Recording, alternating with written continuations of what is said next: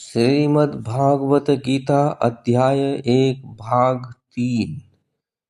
अब भगवान श्री कृष्ण ने गुडाकेश यानी अर्जुन की आज्ञा मानकर रथ को दोनों सेनाओं के मध्य खड़ा कर दिया और योजनाबद्ध होकर जानबूझकर अर्जुन से कह रहे हैं कि हे अर्जुन, तू युद्ध के लिए एकत्रित हुए इन कुरुवंशियों को देख, अर्थात अपने कुटुंबियों रिश्तेदारों को देख। ऐसा कहने के पीछे उनका यही उद्देश्य रहा है कि इन्हें देखकर उसके मन में कौटुंबिक मोह जागृत हो जाए, चाहे उसका स्वभाव कैसा भी हो।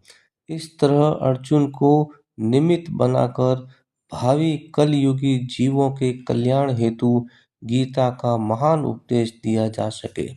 इस तरह अर्जुन का मोह दूर करने हेतु गीता का प्राकट्य हुआ। यहाँ अर्जुन को गुडाकेश यानी घुंघराले बाल वाला तथा निद्रा पर विजय पाने वाला बताया है। तत्पश्चात अर्जुन ने उन दोनों ही सेनाओं में स्थित पिता, पितामह, आचार्य, मामा, भाई, पुत्र, पौत्र, मित्र, ससुर, सुहृदों को देखने लगा। देखते देखते मन ही मन सोचने लगा, युद्ध में चाहे इस पक्ष के मरे चाहे उस पक्ष के, नुकसान हमारा ही होगा। हमारे ही संबंधी मारे जाएंगे, हमारा ही कुल नष्ट होगा। इस तरह सोचते सोचते अर्जुन के मन में युद्ध की इच्छा तो मिट गई और कायरता घुस गई, जो पहले नहीं थी, अभी आई है। यह आगंतुक दोष है जो ठहरेगी नहीं, परंतु अर्जुन के भीतर जो शूरवीरता का स्वाभाविक गुण है वह तो रहेगा ही। लेकिन इस समय शूरवीर अर्जुन को अपना अनिष्ट करने का उद्योग करने वाले अधर्मी, पापी, दुर्योधन, दुशासन, शकुनी आदि पर करुणा आ रही है। अपने कुटुंब तथा देश की दशा के बारे में विचार कर दुखी हो रहे हैं। यहाँ पर एक ध्यान देने योग्य विशेष बात है कि गीता के प्रथम अध्याय के प्रथम श्लोक में जहाँ धृतराष्ट्र, दुर्योधन तथा युधिष्ठिर में अंतर करते हुए कहते हैं कि दुर्योधन आदि मेरे हैं तथा युधिष्ठिर आदि पांडु पुत्र है, जबकि प्रथम अध्याय के 28वें श्लोक में अर्जुन अपने कुटुंबियों के लिए स्वजन शब्द काम में लेते हैं, जिसमें दोनों पक्ष के लोग आते हैं। इस तरह जहाँ धृतराष्ट्र को युद्ध में अपने पुत्रों के मरने का भय तथा शोक है, वही अर्जुन को दोनों तरफ के कुटुंबी के मरने का शोक हो रहा है।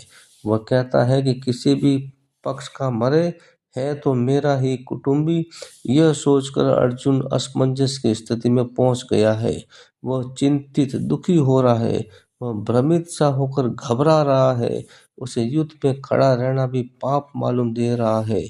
अर्जुन की इस स्थिति का गीता में प्रथम अध्याय के श्लोक 28 से 30 में इस तरह वर्णित किया है कि अर्जुन के अंग शिथिल हो रहे हैं, मुख सूख रहा है, कपीसी हो रही है, रोंगटे खड़े हो रहे हैं, हाथ से धनुष गिर रहा है, त्वचा जल रही है, मन भ्रमित हो रहा है, खड़े होने में असमर्थ महसूस कर रहा है।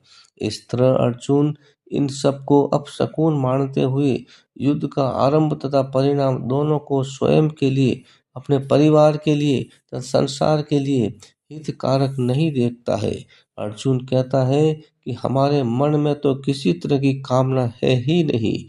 युद्ध उपरांत कितना ही बड़ा राज्य मिल जाए, सुंदर सुंदर भोग मिल जाए, कुटुंबियों को मारकर कई वर्षों तक जीते रहे, इन सब से हमें क्या लाभ।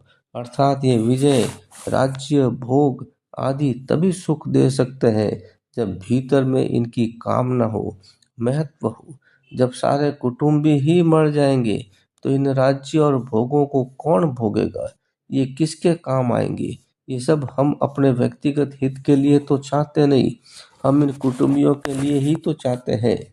अर्जुन कहता है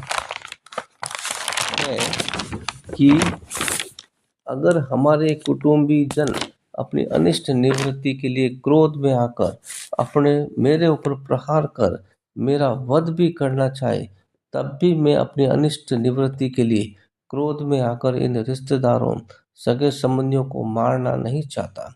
प्रथम अध्याय के श्लोक 34 व 35 में अर्जुन लोभ, मोह, क्रोध आदि के बारे में कहता है कि काम, क्रोध और लोभ ये तीनों नरक के द्वार है। ये तीनों एक काम के ही रूप है।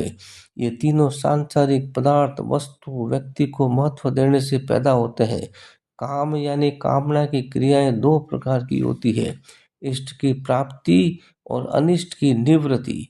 इष्ट की प्राप्ति भी दो तरह की होती है, संग्रह करना अर्थात लोभ करना, कामना करना अर्थात सुख भोगना। निम्न कारण से क्रोध आता है। अनिष्ट की निवृत्ति में बाधा पड़ने पर क्रोध आता है। लोभ अर्थात भोग संग्रह की प्राप्ति में बाधा देने वालों पर क्रोध आता है। हमारा अनिष्ट करने वालों पर क्रोध आता है। हमारे शरीर का नाश करने वालों पर क्रोध आता है। इस तरह अनिष्ट का नाश करने वालों का नाश करने की क्रिया होती है। अर्थात युद्ध में मनुष्य की दो तरह की प्रवृत्ति होती है, अपने क्रोध को सफल बनाने के लिए तथा लोभ की पूर्ति के लिए। लेकिन अर्जुन इन श्लोकों में इन दोनों बातों का विरोध कर रहे हैं। अर्जुन कहता है कि यहाँ द्रोण आचार्य है, भीष्म पितामह है, दैत्य थोड़े ही है जो मैं इनको मारने की इच्छा करूं। ये हमारे खास कुटुंबी है। अन्य संबंधी को मारना मुझे उचित नहीं लगता। भले ही इनको मारने के बाद मुझे त्रिलोक का राज्य ही क्यों न मिले। यदि हम क्रोध या लोभ के वशीभूत होकर धृतराष्ट्र के पुत्रों, सहयोगियों को मार भी देंगे तो भी हमें पश्चाताप ही होगा, हमें कभी प्रसन्नता नहीं होगी। यद्यपि दुर्योधन आदि आतताई थे, उनमें आतताई के सभी गुण थे। जैसे उन्होंने हमें लाक्षागृह में जलाने का प्रयास किया, भीमसेन को जहर देकर पानी में फेंकने का कार्य किया, हाथ में शस्त्र लेकर हमें मारने का प्रयास किया, जूत क्रीड़ा में छल कपट करके हमारा धन व राज्य हड़पने का प्रयास किया, द्रौपदी का भारी सभा में अपमान किया आदि। इस तरह आतताई 6 तरह के होते हैं, आग लगाने वाला, विष देने वाला, हाथ में शस्त्र लेकर मारने वाला, जमीन छीनने वाला, धन को हरने वाला, स्त्री हरण करने वाला।